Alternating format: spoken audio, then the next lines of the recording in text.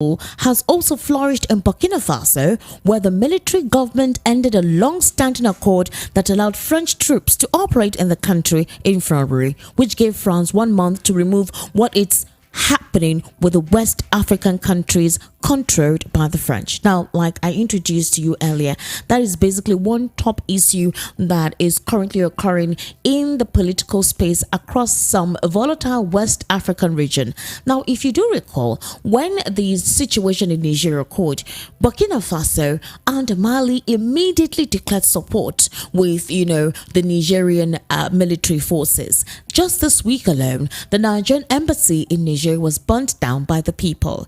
There have been protests against the ECOWAS chair, saying he shouldn't intervene on what is currently ongoing in Niger. In fact, a group of individuals led by former General Abdusalami Abubakar was led to Niger Republic, where they can have a dialogue and hear what the military junta's clamor is or what their issue is concerning the administration of Bazoum. However, they refused to have any negotiation with the team by the Nigerian team. Actually, they disowned the Nigerian team that cut ties actually with Nigeria and the ECOWAS states. It tells you that they really meant business. Guess what? France also called out and said, you have no right to depose President Bazoum. You have no authentication. But guess what? Now the Nigerian military group said they no longer listen to the French authorities. They said the French authorities have taken over the natural resources, taken over their government, and literally put them in a state of impoverishment.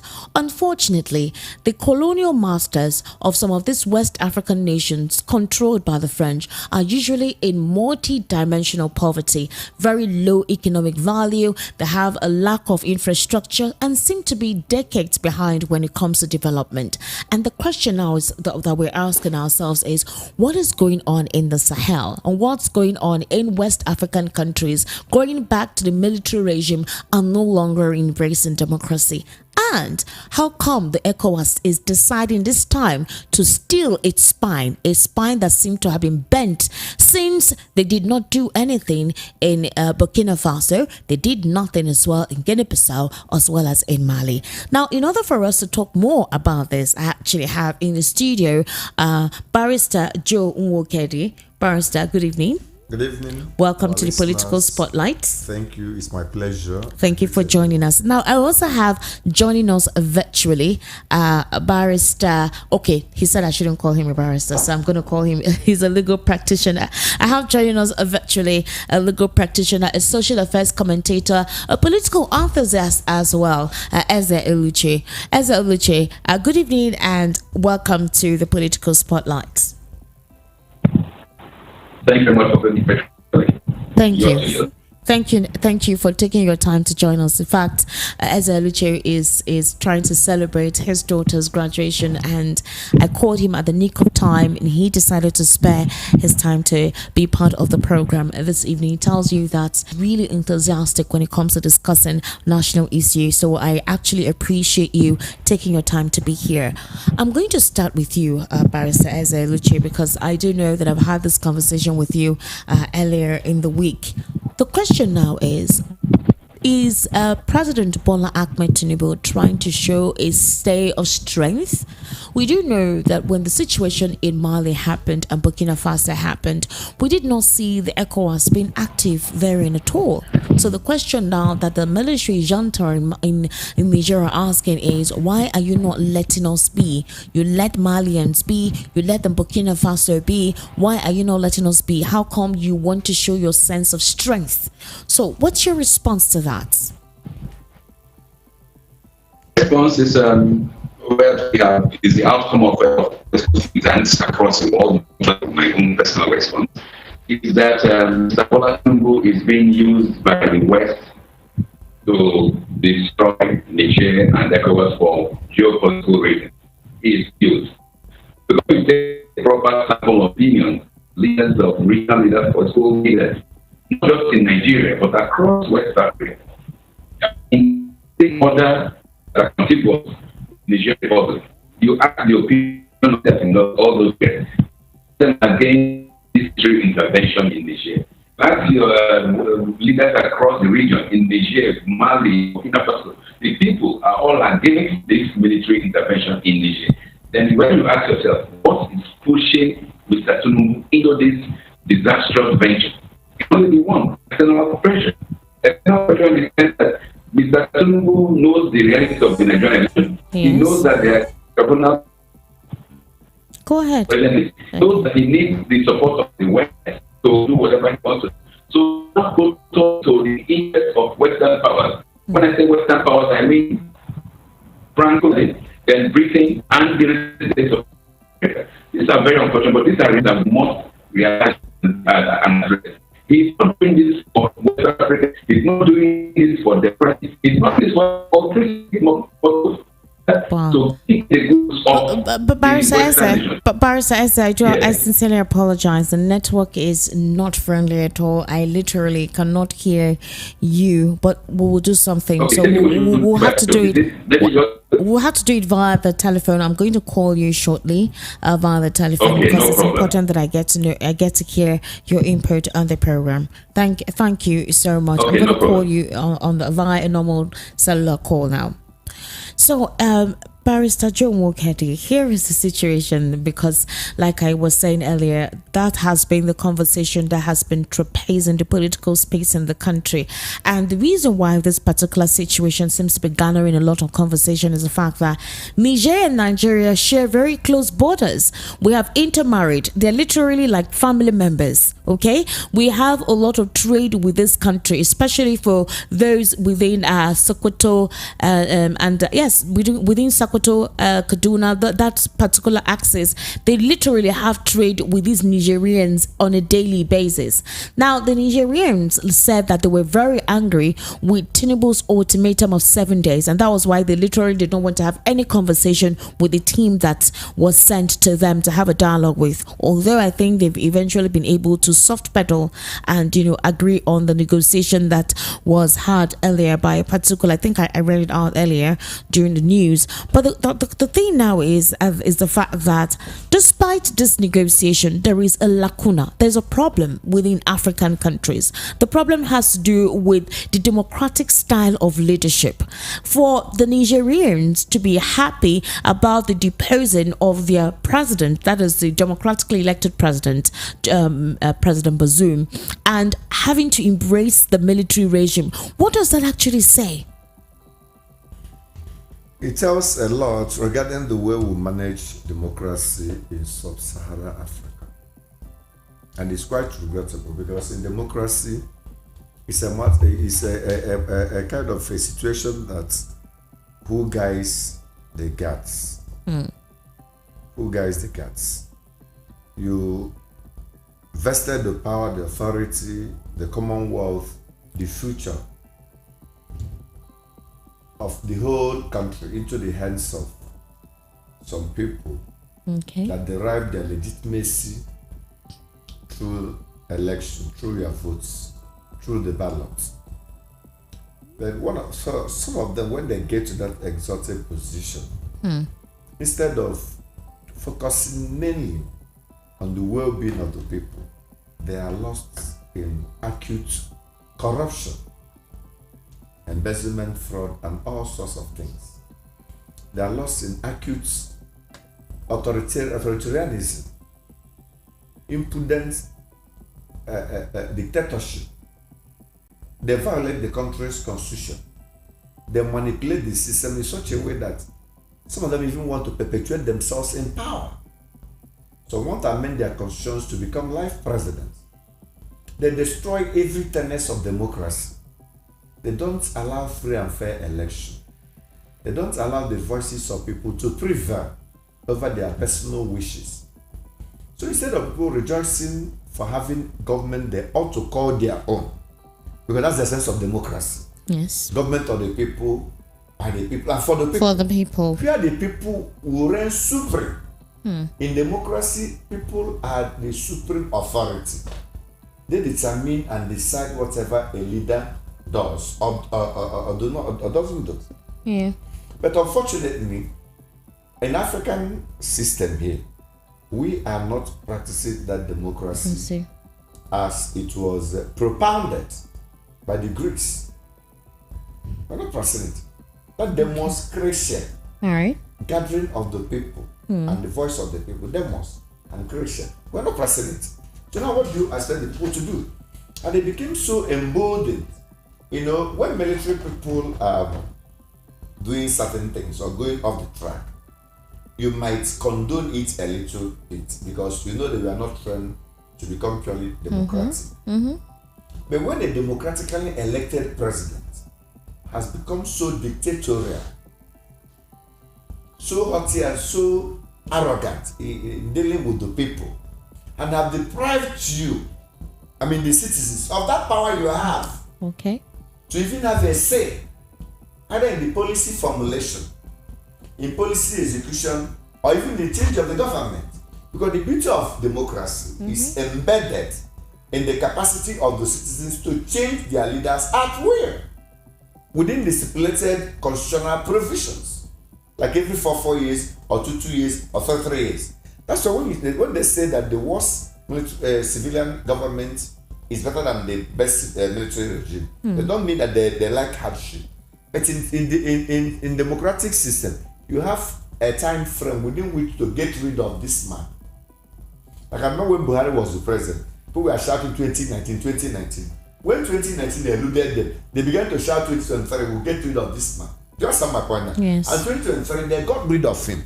Whether he's good or bad, they know that this man will leave our system in 2023, whether he likes it or not. That's the beauty of democracy. You determine when tenure of a government will terminate or whether it will be elongated. And then what's the final specification for that tenure, years of the office, that governor or president or whosoever will not have the right to contest again. Okay. But inside West African sub-region, what are we seeing? A situation where presidents are amending the constitution for them to go for a third tenure, for them to even go for a fourth tenure. Which almost happened with former President Obasanjo. He almost did the same thing. He had a body language. Yes. He didn't come out one day to say he wanted it. But we saw his foot soldiers and his recruits almost making that attempt. But see, today he denied it. But we know. No, but there were reactions afterwards. Yeah. Without fire. There's some other countries, also Zambia, former Zambian president, I can't remember his name, actually tried such. He later died recently. He tried such and he fell. Some of them tried and succeeded. And again, some African leaders, especially West African leaders, because East Africans are not like that. Other Africans, I think East Africans are not like that. Even South Africans are not like that. We saw Jacob Zuma, is that Zuma? Yes, standing trial. We even saw Thabo Mbeki walking the streets of South Africa. Even the current president, he's still, South Africa, they seem to have gotten it right with their own democracy. But in Nigeria here, we're having issues with the lifestyle of our leaders. Very deep issues. The impunity, the squandering nature of our resources. Even when they tell you to manage, you discover they don't manage it on their own side. The rigging, impudent rigging of elections. Because the most painful aspect of democracy is when you decide that a person will be your leader. Yes. And the people at the corridors of power shall change that person and impose someone that you never wanted to lead you. When they have killed their intention to continue participating in democratic exercises in the near future, they have destroyed that authority, that sovereignty you thought you have, that will enable you as a citizen to change the system for good. They've destroyed that, and they will also not care about your existence because they know that they didn't, ascend to that political office through your powers, through your choice. They did it through the muscles of their finances or whatever contact or connection they have. So their allegiance will not be to you. So collectively, democracy is being threatened in West African sub-region. So when you have all these angels, like what IBB said, he said that they always look at an avenue for them to strike as soldiers. Now, one thing is that when politicians begin to rig elections, they know that the system is becoming ripe for them to strike. And when they come up with unpopular policies, and when they unleash hardship on the people, the military will strike, and they will garner the support of the people. All right. Now, most of the military coups always look out for that avenue. If you look at most of all the countries in West Africa that experience all this military regime, they always look out for the time that our politicians should begin to behave as alpha and omega. Okay. Begin to manipulate the system, rig the elections, overturn the result of the elections, manipulate and cow the judiciary. All right. Or upturn, pocket almost all other arms of the government. Now, what happened in Nigeria, you can hardly differentiate. Although I have to give kudos to the Senate for even their whether cosmetic refusal, of deploying Nigerian troops. No, of course, you do know that the Northerners were definitely not going to allow that because it was definitely going to affect that particular region. I always say Northerners, but I've asked them, do we have a dissenting voice from the Southern senators? Well, no, of course not. So I don't want that division that it was Northern senators that made the Nigerian Senate not to approve that request to go to war. Because we have seen Southern senators having dissenting voices, or there will have been a call for votes. Yes. So if Northern senators in their majority were able to have their votes to third saying no, we don't know it was them that voted against it. Okay. But as far as I need to. now, okay. we believe it's a Nigerian Senate. Barrister Ezeluche, good evening. Are you with us now? Can you hear us very well? Yes, very well, very well. Thank you so much. Thank you for your patience. Barrister Eze, increasingly, right, West African democracies are being done by the military. Now, Mali, Burkina Faso, and Guinea are fully under military rule, and now Niger has joined the Jackboot League. Although the coups have so far been limited to francophone countries, and some grandeur words are being said about getting rid of French imperialism and possibly replacing it with a Russian expansionism, right? But every other West African country has a reason to fear that an agenda is at play. So there is a question of where next, especially for Nigeria, which borders Niger, and it also has every reason to worry about harboring an enemy next door. So what does this portend for the Nigerian democracy? Well, thank you very much. Now, we have to be very careful with our definition and practice of democracy. Okay. Democracy, we can understand what democracy is. It is the wish of the people in governance taking preeminence. So the fact that you set out a date to claim that you're going to have elections, and you don't even have elections, you waste people's time, and you manipulate the process and you declare somebody a winner, means that you don't really have a democracy. So across most West African countries, we do not simply have democracies. It's like what transpired in Nigeria. If democracy means government of the people, by the people, and for the people, and if people express their opinions and their wishes and desires on election day, the fact that somebody comes out and announces another person as the winner of that process means we simply do not have a democracy. So let us not be too technical about democracy. That democracy does not mean that if you are wearing civilian uniforms and you're not wearing a military uniform and you have an election day, then you have a democracy. No. And across West Africa, the so-called democracies we have are actually people who have already staged coups against the constitution. Because if you make yourself a president-elect, or you become a president of any territory without due constitutional process, you have, in reality, undertaking or stage a coup against that regime.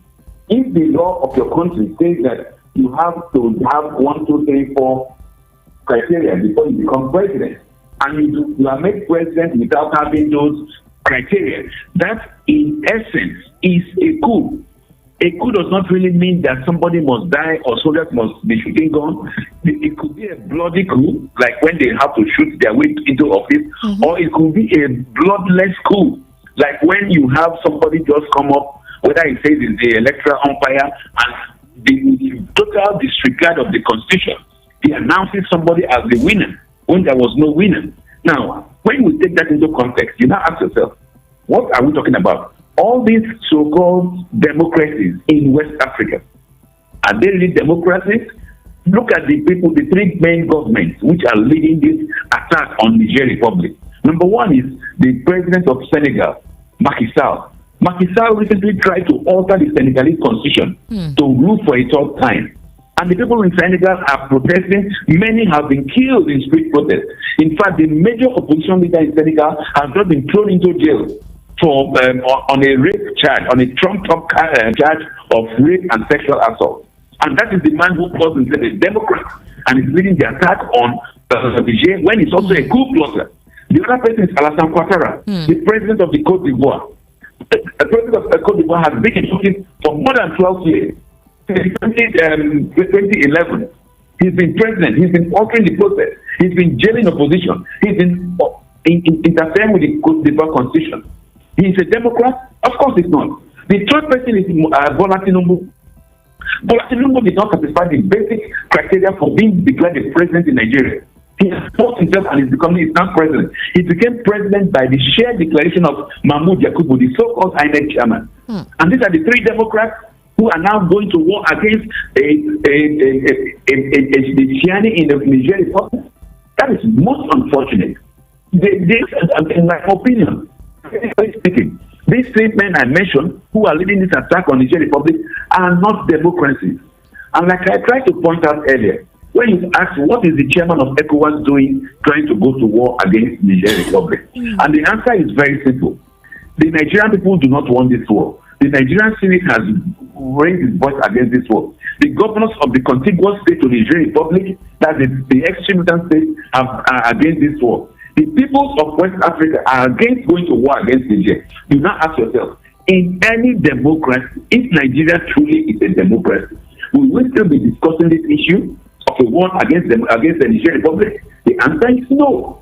But we don't have a democracy in Nigeria. That is why one man, for purely selfish reasons, can still begin to think of going to war against the Niger Republic, even against the ECOWAS treaty. The revised treaty of ECOWAS in Article 4D clearly states that member states of ECOWAS will be on non-aggression path against each other. Article 4D of the ECOWAS treaty. That clearly says that any attack by ECOWAS country against a fellow ECOWAS member is prohibited. So under what legal justification is this crop of undemocrats in West Africa trying to move against the people of Niger Republic? And in the broadcast by Mr. Bola Tinubu, he called upon the African Union and United Nations to come and support them. Support it for what? Support it to do illegality? And have been of the opinion that any country, any of the Western countries, like France, Britain, or the United States, any of them that are these three particularly who are pushing Tinubu to go to war against Niger Republic should be ashamed of themselves, because this is exactly what they are accusing Russia of doing in Ukraine. They are accusing Russia of invading Ukraine. So why are these countries now ready to support Nigeria under the guise of ECOWAS to invade Niger Republic? Niger Republic is at peace now. There's no death, there's no shooting, there's no violence. People are celebrating the ouster of a dictator, and they are hailing the new military juntas. And France, Britain, and the United States are trying to bolster support for ECOWAS to go and invade Niger Republic. And tomorrow they will be saying they are going to war against Russia for invading Ukraine. Come on, they should give us a break. And they just should rise up and say, look, with this effort by ECOWAS, by Mr. Bola Tinubu, let us even stop using the word ECOWAS, because it's not ECOWAS. This effort by Bola Tinubu and his caucus in ECOWAS to destroy the amity in ECOWAS, to destroy the people of Niger, must be resisted by Nigeria. And let it be a warning to our soldiers. All right, Barrister Eze, I need you to hold on a bit, because I want to play a particular audio by Senate President Godswill Akpabio, his reaction to when the president said that there should be an invasion. Then he eventually went to the Senate, he wrote an appeal to the Senate, and where they debunked it. Let's take a listen to that. On the President of the Federal Republic of Nigeria, as chairman of ECOWAS, to further encourage other leaders of the ECOWAS to strengthen their political and diplomatic options and other means with a view to resolving the political impasse in the Niger Republic. On the streets. So that was Godswill Akpabio actually saying that there should be other alternative means to having a dialogue with the Nigerian government rather than having to go through the military invasion. I also want us to listen to this particular piece. It's quite important for us to understand the perspective we're coming from so that we know where we're heading. So please, let's quietly take a listen to this. One thing that keeps me puzzled, despite having studied finance and economics at the world's best universities, the following question remains unanswered. Why is it that 5,000 units of our currency is worth 1 unit of your currency, where we are the ones with the actual gold reserves? It's quite evident that the aid is in fact not coming from the West to Africa, but from Africa to the Western world. The Western world depends on Africa in every possible way, since alternative resources are scarce out here. So how does the West ensure that the free aid keeps coming? By systematically destabilizing the wealthiest African nations and their systems, and all that backed by huge PR campaigns. Now, Barrister Eze-Oluche, that literally classifies what exactly is currently going on in most rich West African nations, where it literally feels like we do not have control of our natural resources, or almost like the West tell us that the best way through which we can have control of our natural resource is if we're able to share our natural resource with them. Barrister Eze-Oluche, do you think that the Nigerian government doesn't literally understand the magnanimity of what it takes for the fact that Niger, its neighboring country, it's already on a military administration, Burkina Faso, Mali, and we're still expecting that something similar may actually happen in Senegal? Do we think that the Nigerian government doesn't understand the intricacy of what is currently going on? The Nigerian government practically understands this very well. The Bola Tinubu-led regime understands this very well. That is why it has disregarded the support or the voice of the people, and is rather willing to run to external sources to gain credibility and credence. What Bola Tinubu is now doing is just trying to maybe fight for his survival, and he hopes to get that from listening to foreign powers, not to Nigeria. So he understands this. And by the way, do we really have a democracy in Nigeria? Nigerians were against the military and the increase in price fuel. Did the government listen? No. Nigerians are against the hardship they are going through. Is the government listening? No. Nigerians want a smaller government, less ministers, less overhead. Is the government listening? No. So the Nigerian regime of Bola Tinubu is very much aware. And in my own instance, by my calculation, there is virtually nothing different from a coup regime, from a regime of coupists and that of Mr. Bola Tinubu. It is unfortunate that we keep on doing this with ourselves. The people of Niger Republic are a major producer of gold and uranium. Yes. But they are always described as the poorest country in Africa. And the reason is this: France comes into Niger and mines gold, takes away uranium, and takes back to France. Because the bulk of electricity supply in France and part of Europe is generated by uranium from Niger Republic. And yet, Niger Republic is a very wretched and poor country. And how does France do this? They are able to get some so-called leaders in Niger, force them over the people, and use them to extract the resources of their country, make those few people more excessively rich with mansions in France and part of Europe. But the people of Niger are in abject poverty. That was what the people saw in Mali, and they said enough is enough. That was what the people saw in Burkina Faso and Guinea, and said enough is enough. In Nigeria, are we any different? Nigeria is very rich in gas, in crude oil, in diverse minerals. The so-called rulers we have engage these foreign powers, take away the assets of the country, go and buy mansions in America and Europe, and leave the vast majority of us in abject poverty. So there is absolutely no difference from what's going on in Nigeria and what's going on in all those African countries which are headed by military regime. It's unfortunate we are in this position, but the reality is that Nigerians should guide their loins. Because when we sleep over our rights, this kind of travesty of justice will continue ad infinitum. We should rise up and say enough is enough. Like those are compatriots in other parts of West Africa. We can't continue to be suffering under this kind of interference by foreign powers, and they'll keep on telling you that they are doing it for your own interest. What interest? Who Who told them to come and tell us about our interests?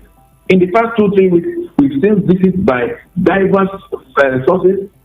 From the Britain, their foreign minister was there. From France, their senior ambassadors have been here, all to try to prompt the Bola Tinubu government to go to war against Niger Republic, against the desires of Nigerians. What kind of democracy do we have? Do we think we are having? Yes, we should address the government of Bola Tinubu in proper perspective. Right. They are not a democracy. If there was a democracy, nobody is talking about this squash or this push against Niger Republic. Okay, Barrister Isaac, thank you so much. Barrister Joe, before I get to you, I want us to listen to a South African correspondent on the current deposition of President Bazoum in Niger, and let's hear what she has to say concerning the fact that why the Nigerians refuse to respect ECOWAS declaration to reinstate President Bazoum. Undermining the continent.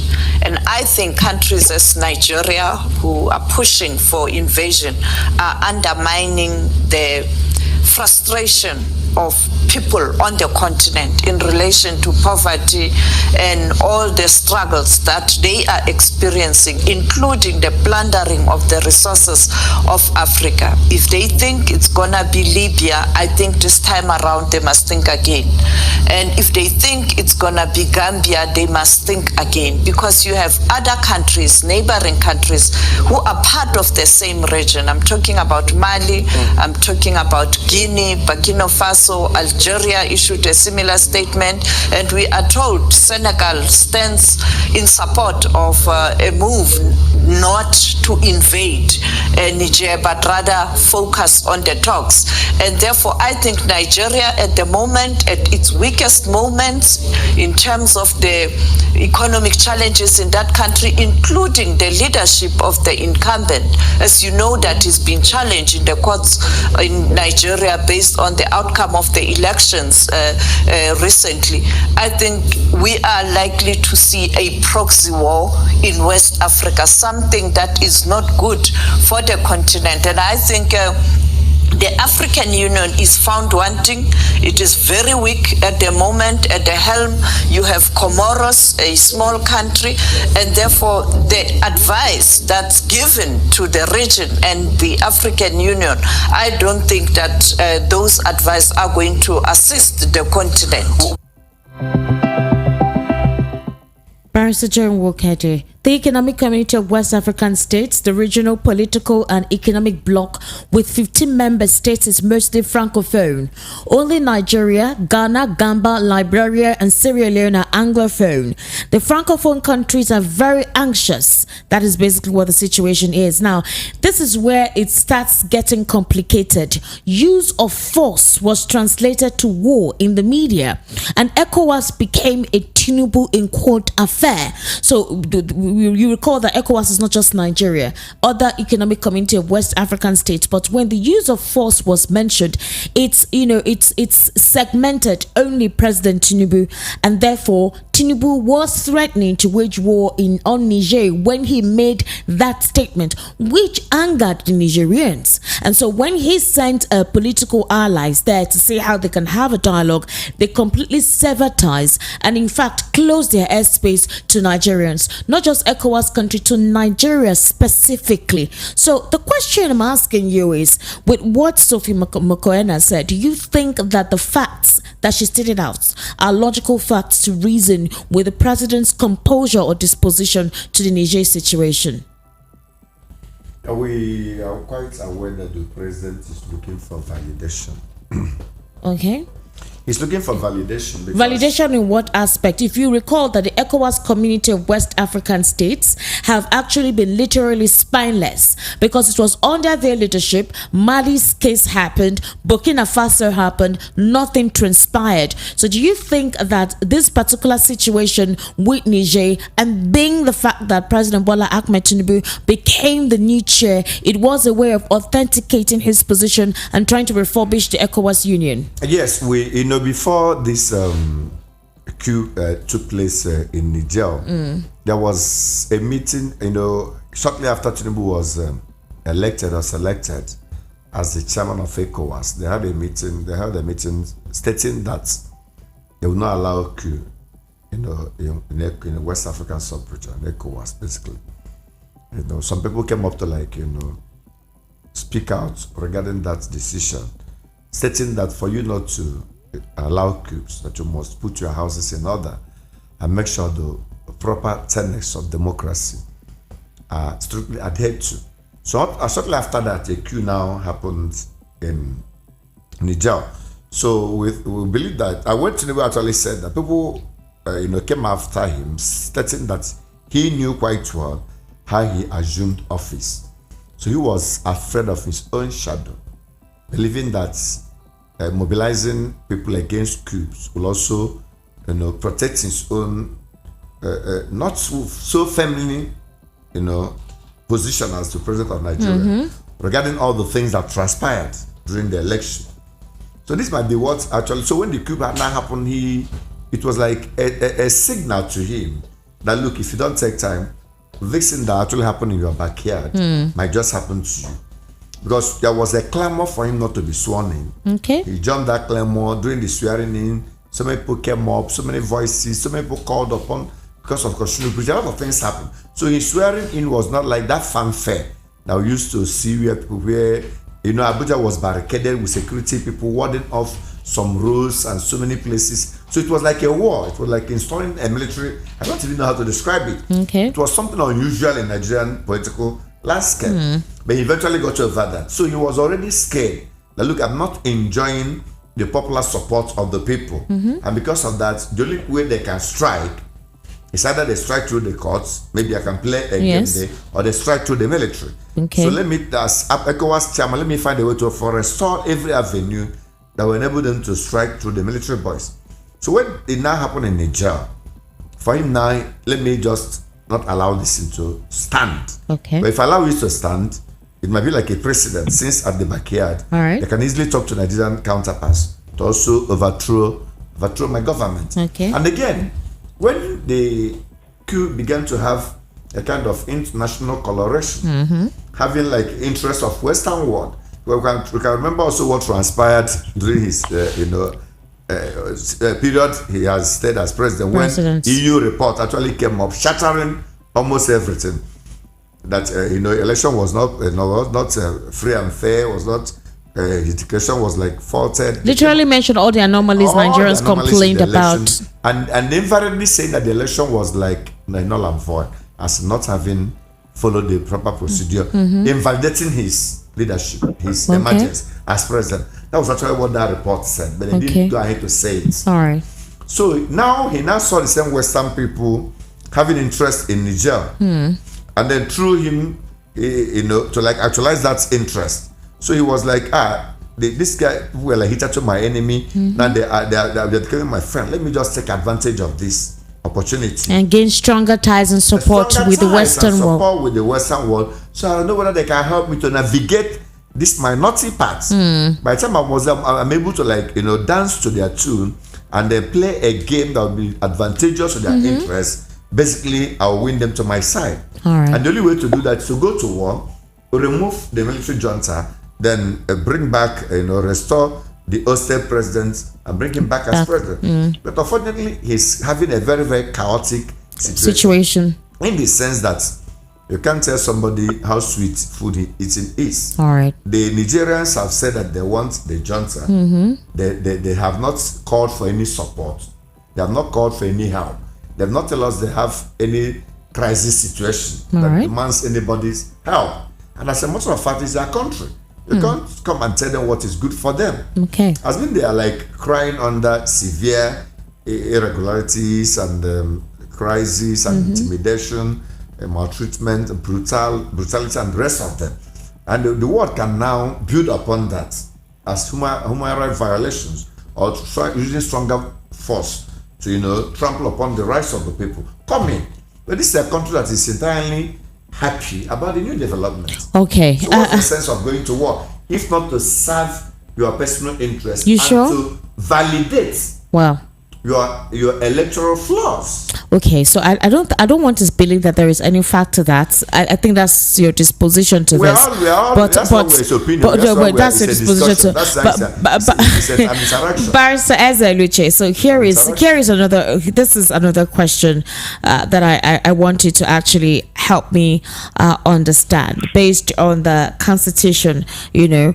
To authenticate the president's invasion in Niger or not. So here is where the situation got a little bit complicated and where the Constitution sort of enables him. Okay, so ironically, the president does not necessarily have to get Senate approval before deploying troops, going by the provisions of the 1999 Constitution of the Federal Republic of Nigeria. So while Section 5, subsection 4A says, the president shall not declare a state of war between the Federation and another country except with the sanction of a resolution of both houses of the National Assembly sitting in a joint section, and B, except with the prior approval of the Senate, no member of the armed forces of the Federation shall be deployed on combat duty outside Nigeria. Meanwhile, the next section gives the president a leeway, which is Section 5, subsection 5, which says, notwithstanding the provisions of subsection 4 of this section,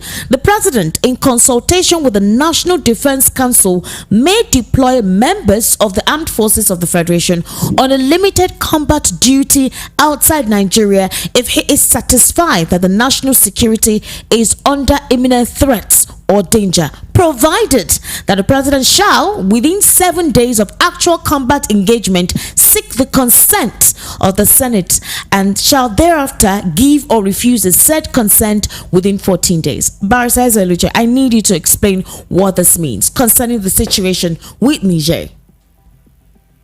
You see, from the very onset, some of us have held the opinion that the Nigerian Constitution is a fraudulent document. Right from the preamble of the Constitution, which says we the people having solemnly come together and decide for ourselves this Constitution. The Nigerian Constitution is a fraudulent document that has so much incompatibility embedded in it. These sections you've now read, no problems. The president, it says, can order troops into a foreign country for a period of 7 days, within which he must get the approval of the National Assembly. Now, if he does that and the National Assembly does not approve within that period, that means the soldiers have to come back. I mean, we follow that, but it is best.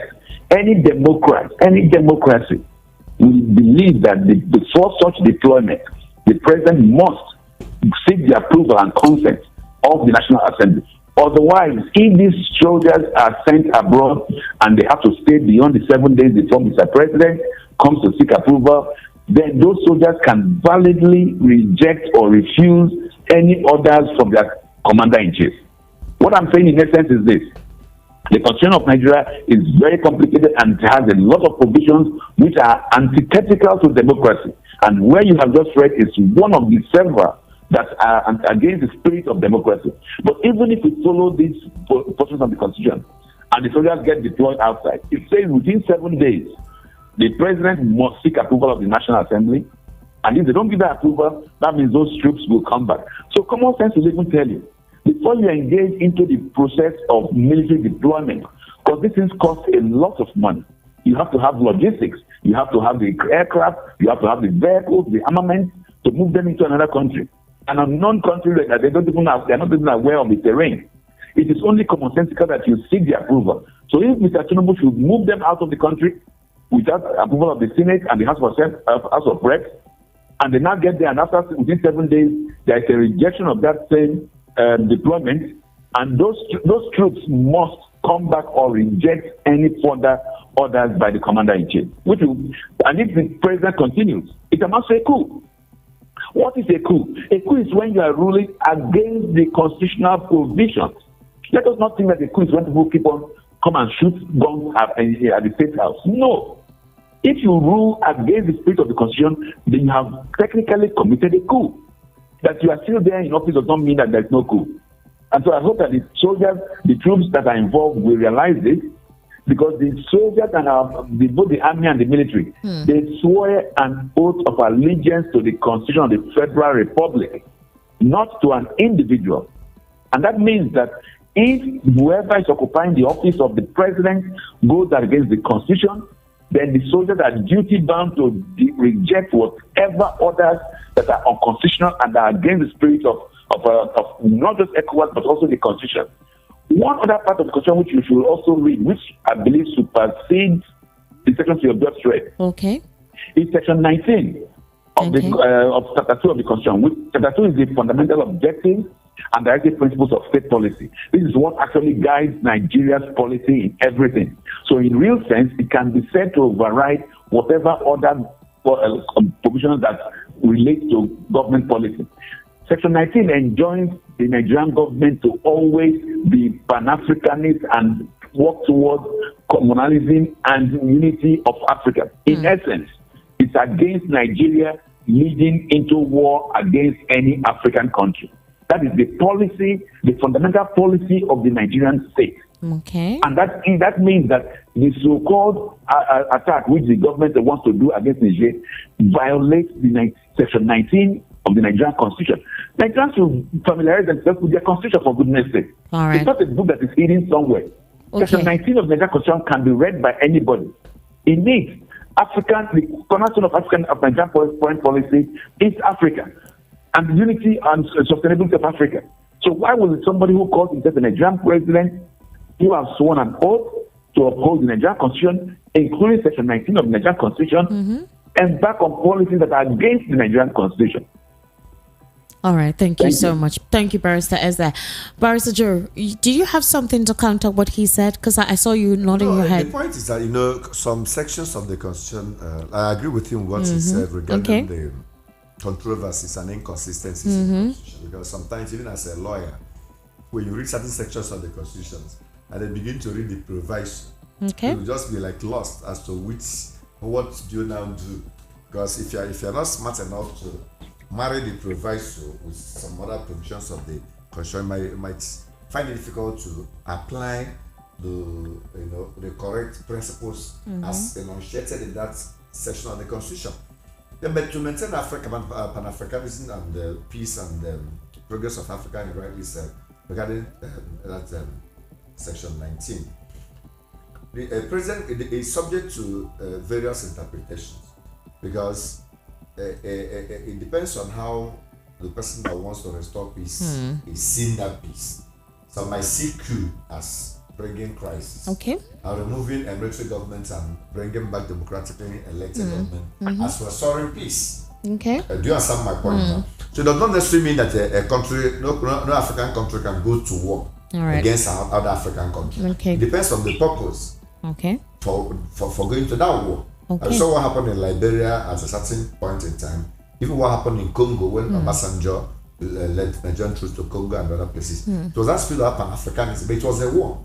So sometimes some peace might be achieved through dialogue, some might be achieved through military intervention, some might be achieved through so many diplomatic, approaches and other things. And again, that subsection you read, I think that subsection was couched to take care of extreme emergency. Where a president will deploy troops before seeking the approval of the Senate.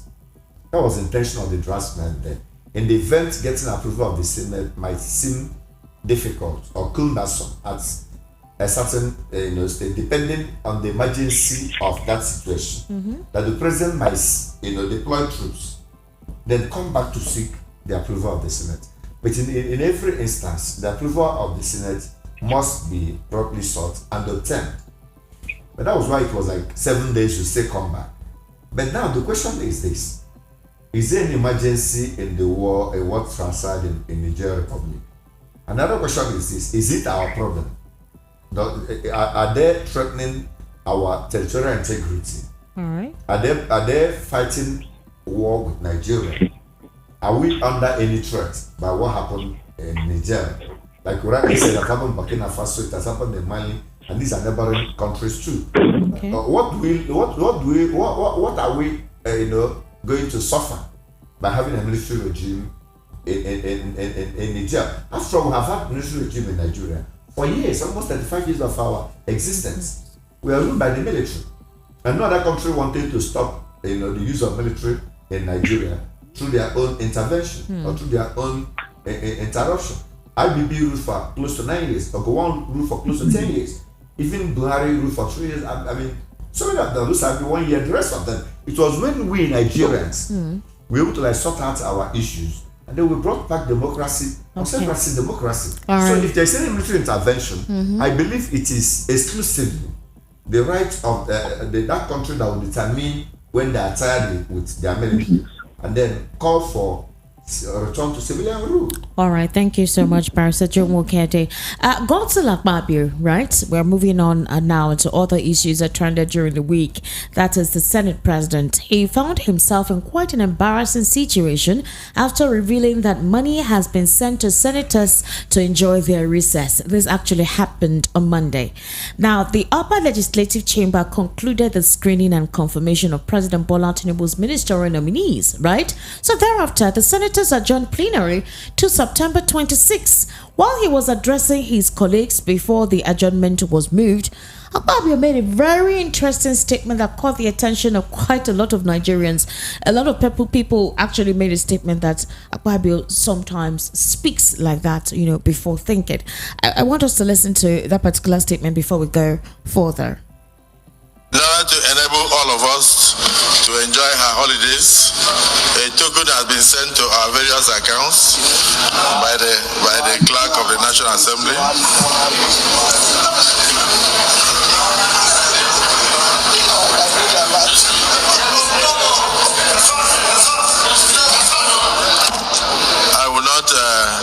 I withdraw that statement. In order to allow you to enjoy your holiday, the Senate President has sent prayers to your mailboxes.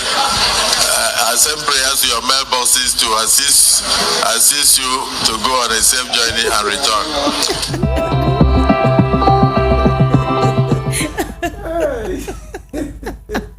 So did you watch that? Godswill Akpabio seemed a little bit confused. He didn't even know what they were saying. He forgot that the press was there. But the truth of the matter is this, because I need us to talk. It's a practice that's been going on. It's quite unfortunate. Just let the cat out of the bag. Yes. Now, so this was something that was brazenly said, and this is the reason why I am coming to that. So apparently, if you recall, in July, sometime in July, the Independent Marketers Association of Nigeria denied alleged plans, right, by the association to increase the prompt price of premium motor spirit, also known as petrol, to 700 naira per litre. This was the statement they said in July. In fact, that was when they increased it to 617. So there were speculations that it would go up to 700, but Ipman totally denied. However, on Friday, Ipman is saying that due to the weakened naira, there is a possibility of petrol increment, and which brings us to the question: if the House, through the clerk, gets money sent to them to enjoy their holidays, these are the frivolous expenses and extravagancy of government and of government officials, and this is basically what may transpire anytime soon. Why are Nigerians quiet? Barrister Ezeluchi, this question is specifically for you. Well, I would say Nigerians have been pummeled into docility. They have been, pauperized, and this is now like the land of the living dead. Many people are walking around consuming oxygen, breathing in and out, but in all realities, they are as good as dead and gone. Otherwise, there is simply no rationale for people where the majority of people are living under $1 a day, and then you have these characters in the National Assembly giving themselves tokens, and they are humongous sums. In fact, the range of this amount could be anything between 50 and 100 million. They were quick enough to sneak out a text message that said it was 2 million. That is not true. These guys give their girlfriends 2 million for weekend. So they talk about the announced on the floor of the Senate. I mean, when you will use the word 100 million, let them come up and tell us exactly how much it was. But what will worry Nigerians more is that in that same Senate, you have members of the Labour Party, the PDP, the APC, the IPP, the SDP. They are all there. And none has come out yet to tell us, okay, this is the amount we got for this token, and I'm ashamed by what they have the figure, and so I'm using my own to pay back to my constituency or to do whatsoever, or I'm not accepting it. They have all kept quiet, like people who are in cohorts to denigrate and destroy Nigeria. That is what should worry Nigerians most. And not that this, because it was a spill. It mistakenly spilled out the bean. One of the things that was very we should take instructions from is the fact that the person who went to approach Akpabio to tell him that, hey, you are going too far, was the same PDP senator from Abia State who was making so much noise about Keyamo nomination. And people were hailing him that, oh, we're going to have a robust Senate. But it was the character who went to Akpabio to say, Mr. Man, we are still on live programming. Yes. Take it easy. So, I mean, can we impose any hope in this Senate? Unfortunately, the answer is no. And also, of critical importance is that this Senate had the guts, the National Assembly had the guts, in a time when Nigeria is at the verge of going to war, sending our troops to war, to adjourn sitting till September 26th. Can you imagine that? And that is over a month plus. They want to go on holidays abroad or whatever. And okay, tomorrow now, when Mr. Tinubu tells the Nigerian troops to move into Niger, he said because they're telling National Assembly to bring the thing before. So he'll make the ultimate decision.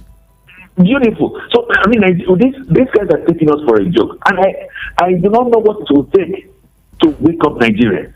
I don't know what it will take, because the way these things work all over the world is this: if your rulers are pushing you to the wall, and you're not saying enough is enough, they will keep on pushing you and pushing you and pushing you until you can even disappear to the wall, because the greed, the avarice that moves them to that kind of annihilistic tendency, they'll not stop until they obliterate the population. Okay. Is that what we want?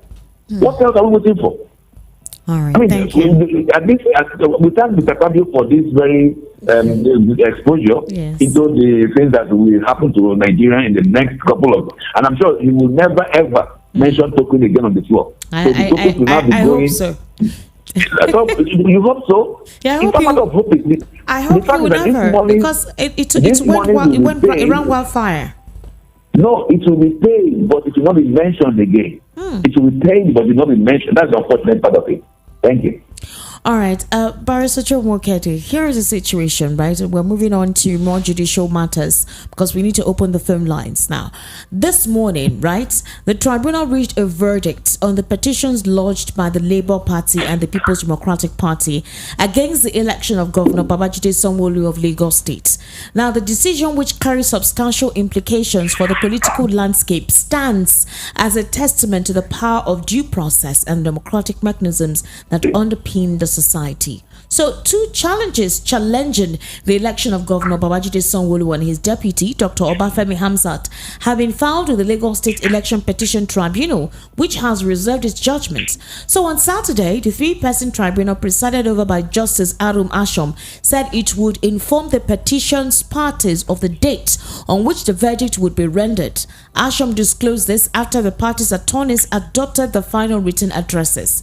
Sanwo-Olu and Hamzat of the All Progressives Congress are up for, literally at the time they were up for elections. But Badebo Road Vival of the Labour Party and Abdulaziz Adeniran, also known as Jandor of the People's Democratic Party, are actually challenging, the win of Babajide Sanwo-Olu at the governor's, that is the Election Petition Tribunal in Lagos State. And so, with bated breath, the nation is watching as the tribunal is meticulously weighing the evidence and arguments presented by both parties. Now, the outcome serves as a reminder that the legal system plays a pivotal role in shaping the trajectory of governance and public trust in the democratic process. So just like how Nigerians are with bated breath awaiting the presidential tribunal's judgment, so is the state government as well. But let's look at the fact that the tribunal is still deciding on which way to go.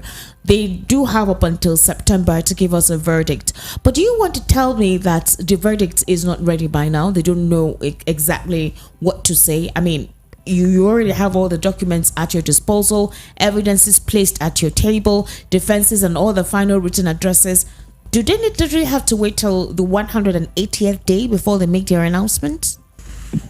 It's still within their constitutional period. Okay. As stipulated by the rules and procedures, regarding election petition matters. You can't hold it against them until when there is a clear violation. All right. Even ordinary matters in court, after adoption of written addresses, they have 90 days, which is 3 months. So within that time, they can decide to deliver judgment a day before the expiration of that 90 days. Okay. Some of them will deliver on that 90 days. Some may not even deliver and call upon you as a lawyer to come and readopt your final written address again. That's allow them to still have time to deliver. Now, I know instances who have been in court and they were not able to do this, but come and readopt so they can still, because if you don't readopt your final written address and they deliver that judgment outside that 90 days, that judgment will become a nullity. Okay. The other party may go on appeal to challenge that judgment as a nullity. Just like with what happened, although not on all fours, regarding what happened in Ojo Carlos' situation, where a judge that was already promoted at the Court of Appeal still came back and delivered a judgment. At that point in time, he's no longer Federal High Court judge again, so it was seen as a nullity. So, but if they are still within the time provided for within the rules, they still have time. They still have to exercise authority regarding that issue within that period. Okay. So they might have known what the outcome might be, and they might have concluded. They might not have concluded. Within your own understanding of the law, it is just like when people tell us, lawyer, go and find that thing tomorrow. It's not a letter. Lawyer, you say, what do you think that processes that will prepare a filing court? What do you think that they are? Do you think that will just enter into the office, draft a letter, and go and file in court? I say, come on, this is a process. You have so many things to do. You have so many arguments to look into. You have so many authorities to consider. The most recent authorities, Supreme Court authorities, the most recent authorities in Supreme Court, authorities in the Appeal Court, some other, some materials to look into, even some foreign jurisdictions that can act as persuasive reasoning. Might not have a binding effect on Nigerian laws, but might act as persuasive, support to some judgments. So they need to have all these things done. Okay. A good judgment is supposed to cover all the fields. If you see where a judge has given a good judgment, even as a lawyer, if you are, on the other side, not the one that actually judgment favored, you may not want to go on appeal because we have preempted what the appeal will be. By the time you look at all the grounds that they gave, all the issues they considered, and all the authorities they cited, and their own reason and everything, it was be like a well clearly thought out judgment. And you just stand in the court and tell your client, go home. Because that judgment is like quite deep, quite exhaustive, covered on the field, meritorious and everything. Because the judge gave a very diligent judgment. But we see judges that just, some of them, may just come to their chambers in the morning, it's 9 o'clock, they are not there, 9:30 and they are not there, 10 o'clock, they are not there. When I ask them what is going on, I said, my Lord is writing a judgment. Okay. So in that kind of situation, some of them might read, they might read, and they will not even, read their own judgments clearly. Some might read some paragraphs or whatever, say, okay, apply for CTC and get the rest of the judgment. You know that judgment might have some errors. Some might even go back. I have seen a situation where some judges read some judgments in the open court, and when you see the CTC, they made some corrections from what they read in the open court with what you now have as CTC of that judgment, which is not good. Okay. So it's good if we allow them to thoroughly. All right. Because this is a very, very contentious issue. Yes. Very contentious. Based on the statement you want. Yes. You want so they have to come up with a judgment that will satisfy the curiosity of every Nigerian. So at the winner, we know that actually I won. Okay. And the loser, we know that actually they lost. We lost. Right. Not a judgment that will create a lot of loopholes. Okay. Although if it creates such loopholes, the other party might have the reason to go on appeal. But it's not always good for appeal to, quash the judgment of the lower courts. Okay. For being incompetent, lacking in merit and all that. All right. and set aside that judgment and come up with something different from what right. the lower court. Most of the intelligent judges, they always pride themselves as when you go and appeal with their judgment, appeal handling quash their judgments. All right, thank you. Barrister Eze-Eluche, right? The gravity of the situation cannot be overstated, as the tribunal's verdict has the potential to alter the course of the political dynamic. And the reason why this statement is being made is the fact that the owner of the that is Tunde Bakare, right? I think the pastor of the Lateran, one of the churches, one of the Lateran assemblies. I think that's the church. I can't really recall.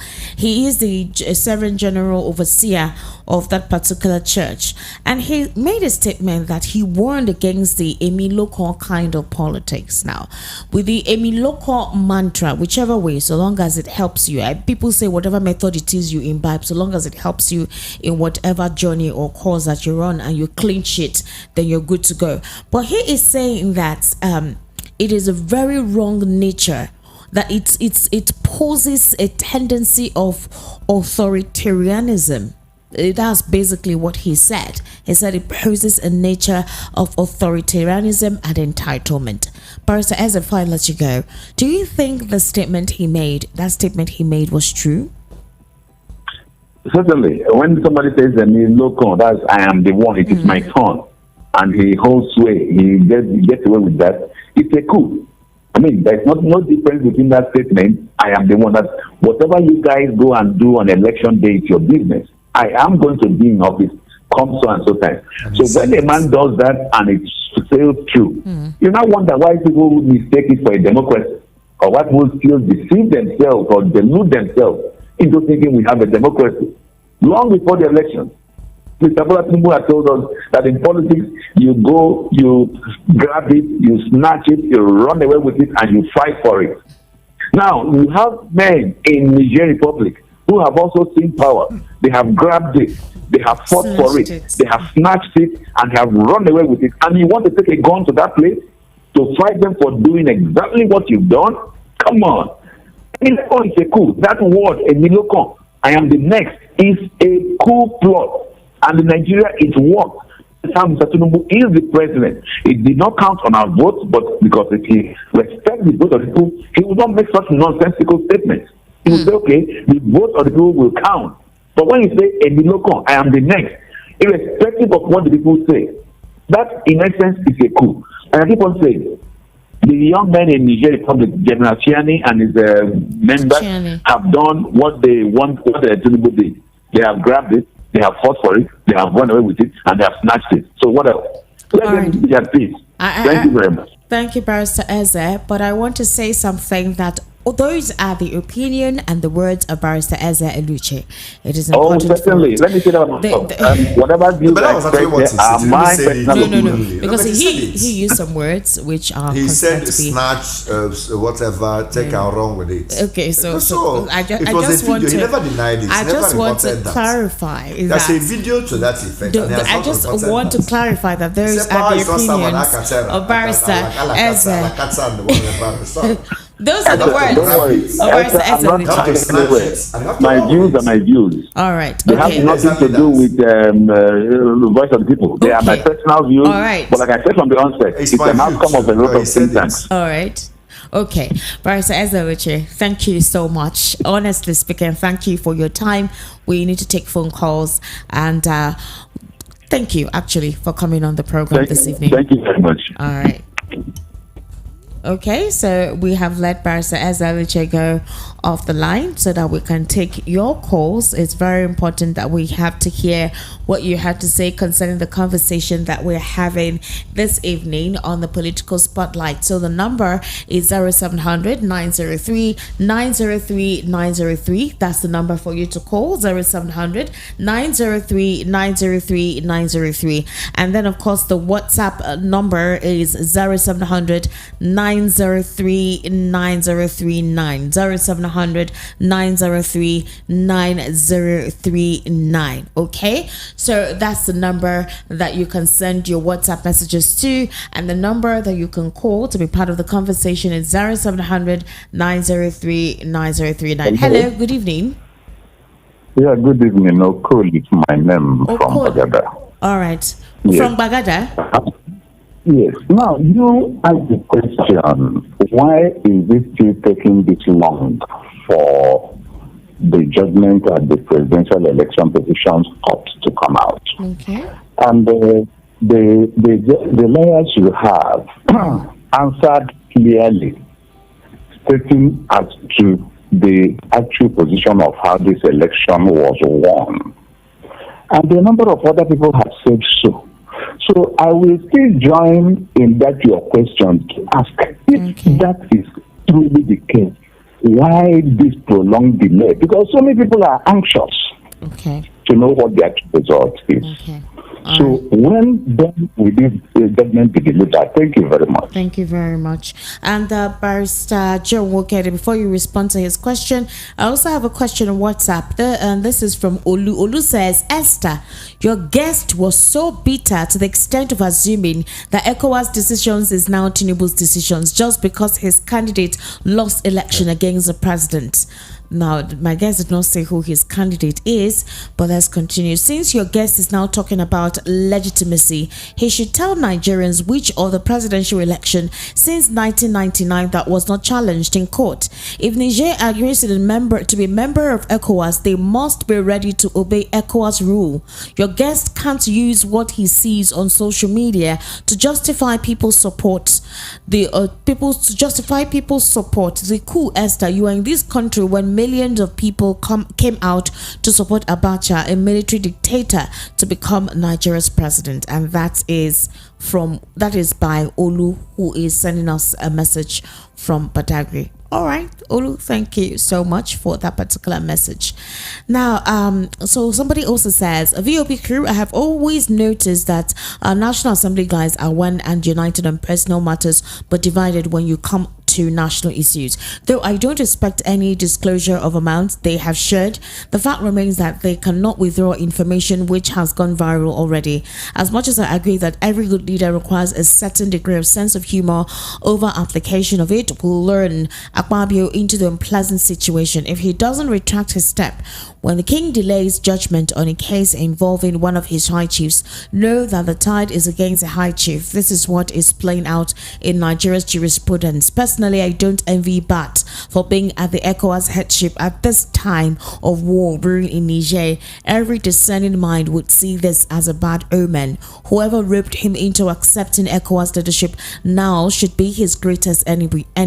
Tinubu should tread with caution in order not to be pushed in a hurry into a fratricidal war against Nigerians, majority of whom are in a jubilant mood over the ouster of their elected president, and it will not be taken kindly with Nigerians should our president supervise avoidable war against them in the name of defending democracy.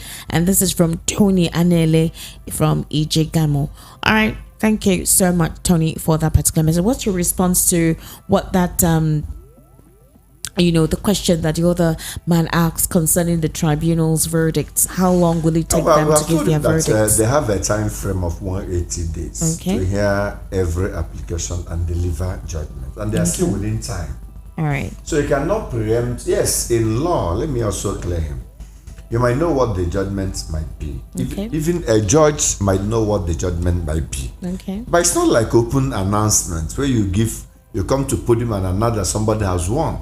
You can't just make such announcement. You must back it up with the rules, with precedents, with cases, with authorities, with analysis of all the arguments of all the lawyers. All right. And everything that the cross-examination, evidence in chief, and everything. You have to read them one by one. You have to state all the arguments of all the lawyers. You have to state even the arguments within their written addresses. You have to state what transpired during cross-examination. These are components of the judgment. All right. Hello, good evening. That's it. Good evening. Hi. Good evening. Your name and location, please. So, my name is Friday. Friday, location, please. I'm calling from Ikpaja. All right, Friday, please go ahead. You see, a lot of people, when they have opportunity talking on air, they will come and say a lot of rubbish. Okay. Nigeria is not going to war with Niger. Okay.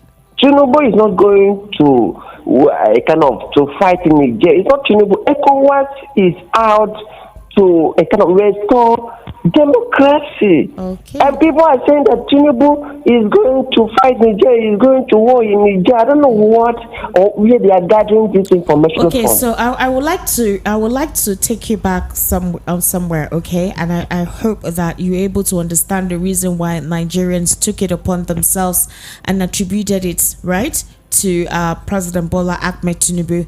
Now, this is where it became dicey. It became dicey where the president made a statement where he said that I will, okay? He made a statement where he said, I give you 7 days to return President Bazoum into power. Can you wait now? Can you let me finish? I'm trying to explain something where that particular explanation came from, where it became a very big mantra. So when that particular statement was made, that is when it became a Tinubu factor, because there was the process of having to go through to the National Assembly. He had not gone to National Assembly at the time. Tinubu is the head of ECOWAS. So you understand? Okay, go ahead, please. He has spoken as the head of ECOWAS. But he has to consult other members. Does that give him the sole right? Does that give him the right to determine whether he's going to war or not? Let him talk, please. Let him go ahead. So when you are president of a group, the statement he says, I am giving Niger 7 days, was not attributed to his personal being. But he later began to consult after that statement. Why would he not consult? He would have gone to war without consulting anybody again. As the head of ECOWAS. So I don't know how you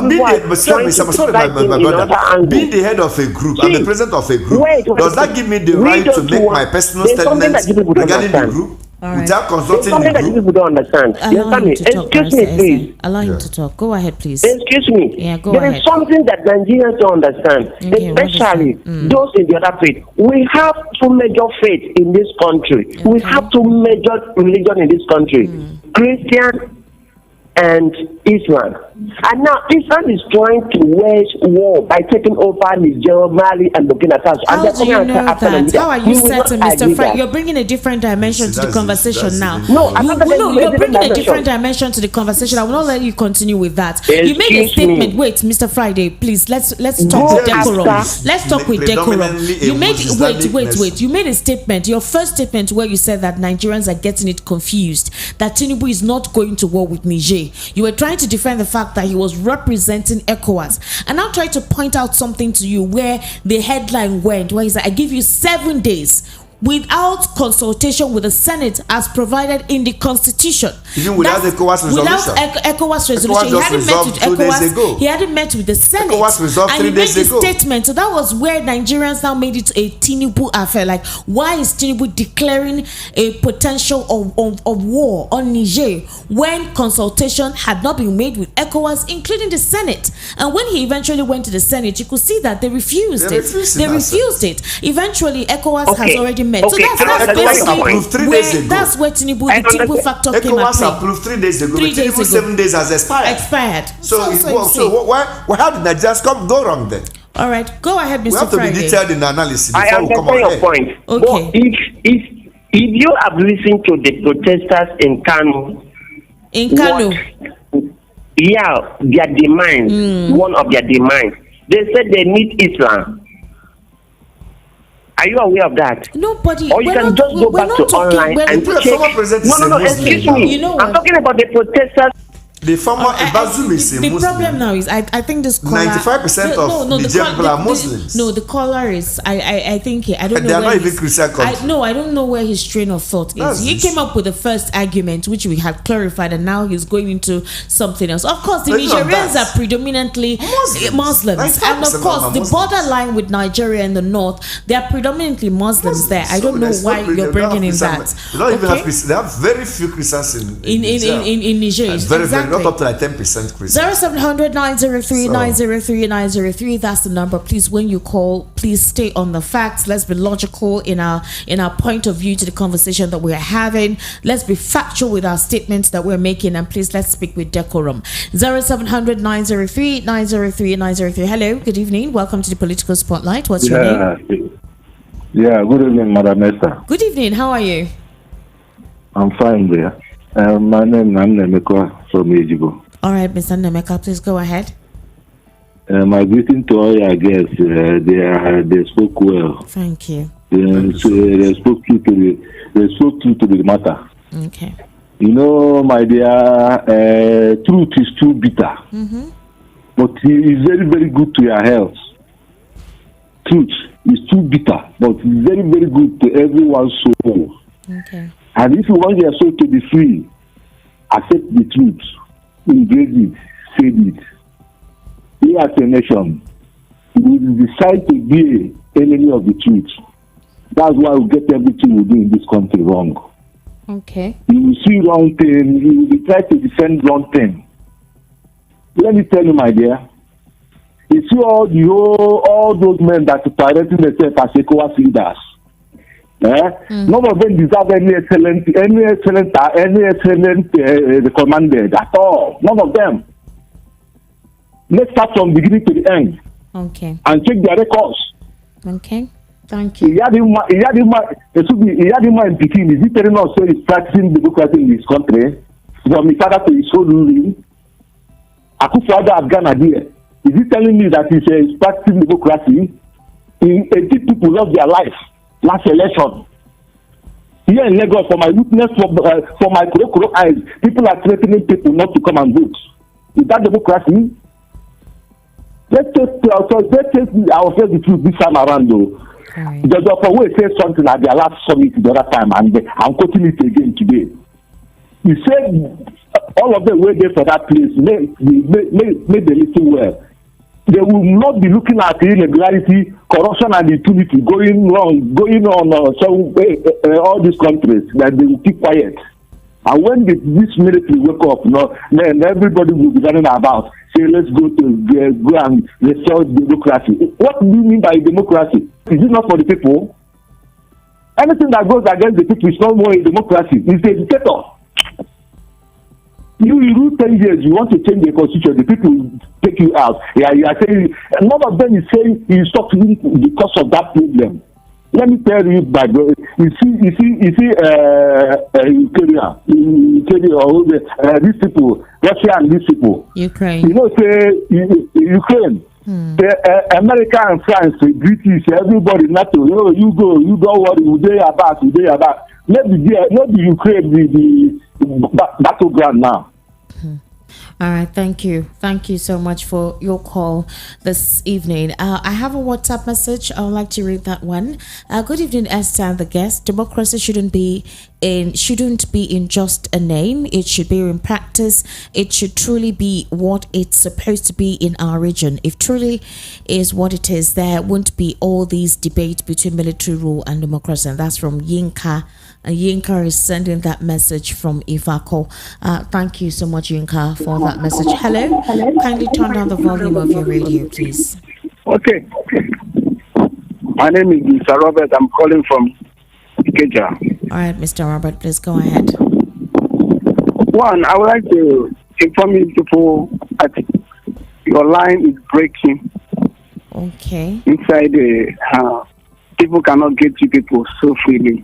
You've been trying to connect, it's not connecting, or it's when you hear the callers call, it's not smooth. Which one is it? Exactly. When the callers try to analyze their opinion, it is cutting.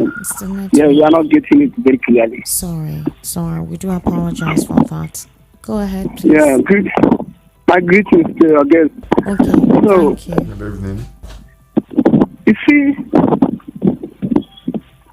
each time we want to talk about this nature of a thing, there are certain people that trying to hijack it, like we are imposing or we want to talk against the presidency. So it is always like that. Each time you want to put Nigeria through where they are getting it wrong. But let us just watch closely what this ECOWAS is about. Okay. Go to Nigeria.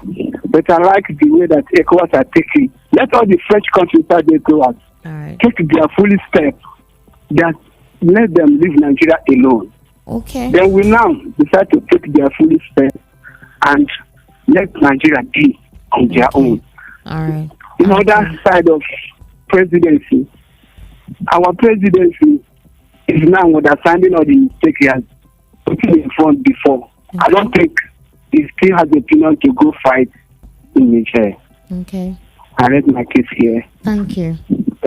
Okay, so there's something I want to clarify. The president initially said if the Nigerians do not restore President Bazoum, of course, there'll be a military invasion at the time. But now there is just a standby military force. However, the Nigerians, all right, in person of Tijani, that is Abdurrahmane Tijani, on Saturday, they had a meeting with Nigeria's intervention team comprising of Islamic scholars, and they said they are ready for diplomacy. They are actually ready for dialogue. And the scholars were led by Balalau, the national chairman of Jamatu Izalatu Bida Waikamatu Sunna, and met with Tijani for several hours in Niger's capital, Niamey. So apparently, according to Lau, today the coup leader and Islamic scholars deliberated on several issues, which included the demand by ECOWAS leaders that democratically elected President Bazoum be reinstated. Okay, and Lau said that the clerics were in Niger on behalf of President Bola Tinubu, who accepted their request to intervene. So they told General Tijani that the visit to Niger was to engage in a constructive dialogue to encourage him and other military leaders behind the coup to tow the path of peace instead of war in order to resolve the crisis. Meanwhile, Tijani has responded that the doors are open to explore diplomacy and peace in resolving the matter, and that he now emphasized that it was painful that the Economic Community of West African States did not hear the junta side of the matter before issuing ultimatums, which brings me back to the first caller, why it became a Tinubu affair, because dialogue had not been sought after. You just heard that the coup had taken over, and then you just gave seven days ultimatum without asking questions. Why, you know. So that's basically why the junta severed ties with Nigeria, and then when their diplomatic team came the first time, they declined to have that negotiation with them. So Tijani is saying now that they were angry with ECOWAS because they declared an ultimatum without listening to what the junta had to say. The number to call is 0700 903 903 903. Hello, good evening. Hello, good evening. Good evening. Name and location, please. You're speaking with Ijeoma from Kotu. From Ijeoma? Okay, the question I want to ask is this. Where are those ECOWAS during those days that the blood of innocent Nigerians are being shed, especially in the part of the north and some part of the east? Where are those ECOWAS that are fighting now? Are they fighting? It's not the place of ECOWAS to intervene in internal affairs in Nigeria. ECOWAS is a community of West African states. So they interfere with member states having issues, not within individual countries. Our militaries are meant to resolve that. Okay, but the coup, is it not internal issue? The coup, yes, is an internal issue, but then Niger is part of an economic community of West African states. So when something like that happens, it is normal for ECOWAS to react. But they cannot react when they are killing someone. Even when some president disobeyed. They didn't kill anybody in Niger. It was just a coup that took place. Nobody had been killed. Even when the leaders, president disobeyed court order, nobody was talking. What court order, please? What president disobeyed what court order? I don't understand the whole thing. Okay, I think it's better you follow up with the conversation, please, because you weren't following up. There was no court order. Nobody was killed. Nobody died. The Nigerians are actually happy with the coup that took place. The only thing is the president's declaration immediately the coup happened, which a couple of analysts and diplomatic analysts have said was a wrong call to make. But nobody died. The president, there was no court order to anything. All right. Hello. Welcome to the Political Spotlight. Your name, good evening. My name is Billy Grace. All right. And I'm calling you from Igondo. All right, please go ahead. Now, I just needed to find out. Can you kindly turn down the audio of your radio? Turn down the audio of your radio, please. Okay. Yeah. Can you hear now? Yes. There's no feedback. I just needed to find out who are the advisors of the president. Okay. Have they not told the president that if he takes a gun to Niger Republic as it is now, that our population here in Nigeria are no longer safe. Because our borders are porous. And the population in Niger who will be running helter-skelter for safety, the first country they run into is Nigeria. Who are they not advising him that it's not even safe to use force? And now that he's even persuasive, he's trying to look for people, go the other way around now, diplomatic talks and all of that. I think your guests have spoken so much about it. And I like the way that they took it. I think it is right that the president should, let me use the word, cool on Niger Republic and actually concentrate on what is happening in Nigeria. And simmer down on the ECOWAS duties and concentrate on him being the president of Nigeria. I think that's what he should be doing now. Thank you so much. Thank you. Barrister Joe, I'll get to you to give us your final statement, but let me just take a final call because we need to wrap up the program. 0700 903 903 903. That's the number to call. Hello, good evening. Hello, Curly calling once again. Please, you would 2 seconds. 2 seconds. Please, okay. Yes. I think it's time to say that Nigeria is meddling in the internal affairs of Niger. Nigeria has done so much for African countries and some other parts of the world. Besides that, Nigerians continue to come to Nigeria during census, for instance. They will come here and increase the population of the northern fringes. During elections, they will come to participate in our elections. They participated in it. During the Civil War, they played such significant roles too. So, Nigeria has always tried to help these countries, including this very issue of ECOWAS. No matter the ways that these things have been seen, yes, mistakes must have been made. But if Nigeria doesn't do anything strategic in this matter, doesn't do anything strategic, it could lead to so many problems. Look at the influx of insurgents and so on to Nigeria and some other countries. They go to destabilize such countries. Nigeria should not just, ECOWAS should not just keep quiet about it. Yes, there are irregularities in the affairs of the leaders of so many of these countries. It's unfortunate, but something has to be done. There must be order. And the West should not continue to dictate to us in those respects. Thank you. Thank you very much. Barrister Joe, finally, because we can't take any more calls, but here is I think we need to contextualize the situation. Like the situation is this. The last caller said that Niger has literally become a part of Nigeria because if you go to the northeast, they've intermarried, they're like communal members and all of that. Agreed. Also, any situation that has to do with security within a country, the country deals with it. But the reason why ECOWAS interfered in the case of Niger is because if you notice, Mali is now a military government. Burkina Faso is a military government. Possibly the chairman of ECOWAS at the time was not very active to, do something about it and make sure that democracy is restored. So, being the fact that President Bola Ahmed Tinubu just recently became the chair, do you think that it was out of, immediately he heard that a coup had transpired in Niger, he wanted to act immediately without, before thinking or before doing anything else, before considering anything, to show a sense of might, to show a sense that he has the spine and that the ECOWAS under the former chair is no longer what it is? Because it is true that ECOWAS needed to take a firm grip on this. When you see that surrounding West African nations are going back to the military junta. But the problem, is it about stating for them to resume the democratic system of government if it doesn't work for them? Or is it about ECOWAS doing the needful in talking about true issues of leadership within their communities? I need your take on that before I think ECOWAS should work more on deepening democracy, on ensuring that the real principles of and tenets of democracy are in place. They also guide against some leaders of ECOWAS countries trying to perpetuate themselves in power, trying to forcefully alter the contents of their constitution in order to suit their selfish and personal desires. They also have to work on ensuring that good governance is pivotal in every affair of any ECOWAS country.